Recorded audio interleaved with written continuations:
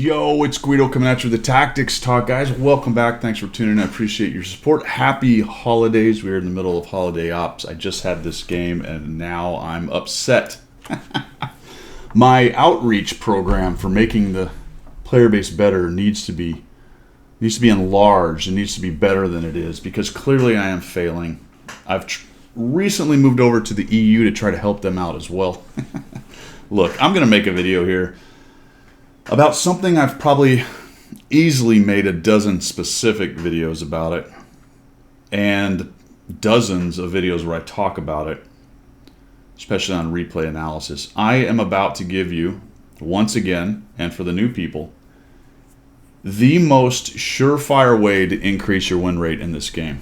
The easiest, most surefire, basic, analog, 100% successful thing, the one thing that you can do to increase your win rate. What do you think it is? I think that the people who have been around my channel for a while know exactly what I'm going to talk about, but we'll get to that in a minute. Let's talk about other things that help you win, other than the one we're going to add on to it, which is know how to drive your tank, know the maps, know where to pin tanks, have general ideas of weak spots, carry a little bit of premium, just for those bad situations. Of course, I'm not doing that here because this is my EU free-to-play-ish account.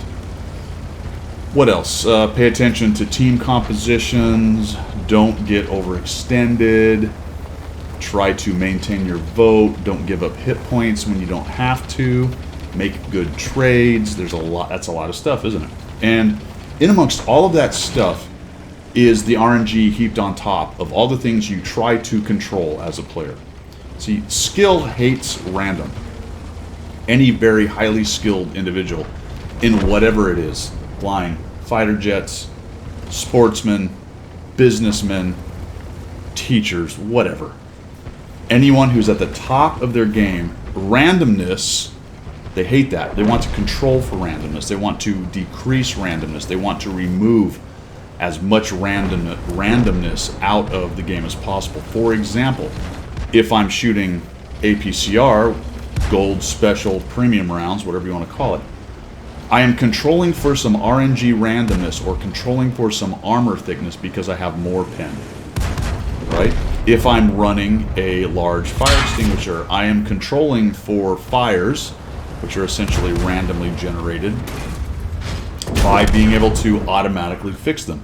There's a lot of examples to that, right? So, as a good player in this game, one of the things you want to do is minimize the amount of randomness. Now that applies to also choosing the right thing to do. Now we're on Himmelsdorf and we've gone up the hill. I am in my KV-1S and we're just annihilating the things on the hill. As I was talking, if you noticed, down below, we did not have a very strong force. I could have stayed down the banana road with the KV-2 brigade that's pushing through, but I knew that was pretty much what was going to happen. So I chose to go up the hill, help them bully, and now here we all are up here. A bunch of lights and mediums, and their heavier in TDs have won down below. All right, here's the secret. We're going to correct for randomness, and we're going to use the analog on-off. What is the best thing that is going to increase your win rate? And right now, it is to go back to cap. Do not pass go. Do not collect $200. Do not go to their cap. Do not try to flank. Do not do anything but turn around right now and go back to cap. And this is a really good example of it. You can do this on nearly every map in nearly every mode. It might change slightly for things like encounter, but you understand what I'm saying. Go back to cap. Stop doing what's going to happen right here. All right, we beat them. Great. Look at this. It's 8-6. We actually have a slight advantage. Where are they all going?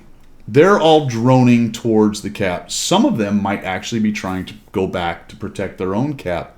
If every tank up here, student body left, and went back down the hill, back downhill, this is an easy win for this team. Easy win. This is the decision point right now that changes this fight completely. Nothing else up to this point really mattered. Now, if they go back, they win. Period. I mean, it cannot be broken down any simpler. And I turn around. When I was headed up, as I said earlier, I didn't want to fight the KV2s, so I came up this way, and I decided, you know what? I'll come up here, win, we'll go back. I am the only guy, the only one going back. How can that many people be on the hill and be that clueless? Now, I am sure that some of the thoughts in these guys' brain is, ooh, I'm going to flank, I'm flanking. We don't have time for that. That's why the hill is so important in this game, because if our cap was not threatened, we would have time to do that. But we do not have time for that. And as fast as this KV-1S is, it's not fast enough. And there's nobody coming. Look at this. I know there's one on, and I guarantee there's another one headed for it. Because the vast majority of this player base would rather sit on a cap and win than try to actually play tanks. That's just the way. There it is. There's the second guy. There's the second guy. Now, I'm going to make a mistake here. I should have kept charging in. But I actually come around the corner, and I find the KV2 doing, I don't know why he would even be exposing himself. He starts to move. I'm trying to zoom in. I just absolutely miss. I whiff the shot. We get lucky, though, because some of the guys up on the hill actually hit him. But he is not the guy with the cap points. The guy with the cap points is the smart one that's around the corner. I should have kept charging in. Here comes the KV2. I actually get a piece. And unfortunately, I think if I'd have kept charging and maybe got a shot on that 178 Bravo, we'd have shaved some more hit points or some more cap points off of him. But the third one is still hiding back here, is not going to expose himself. Look at this. 3 fast Muppets up there. Look, man, it is really easy. It is actually really easy. If I could take every battle where my team did this and add it into my win column, I would be 75%. I am not kidding you. This is the single largest cause of losses.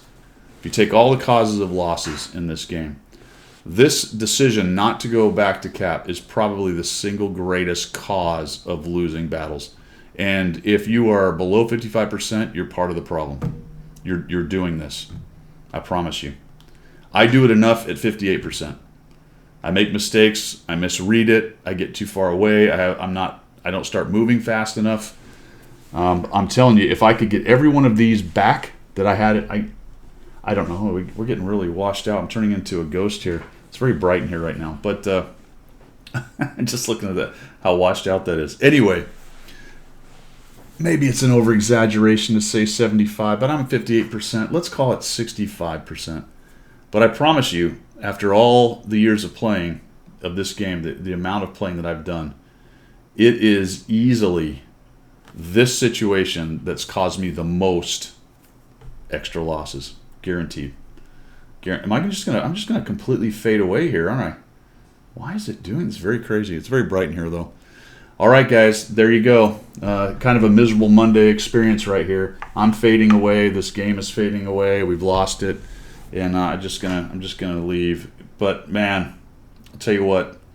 If you can just stop doing this a little bit and then a lot of it, that win rate's going to go up. I promise you. It's guaranteed. Now I know what happened, actually. There it is. There's a sun ray right on the camera. All right. Ooh, there I go. See ya.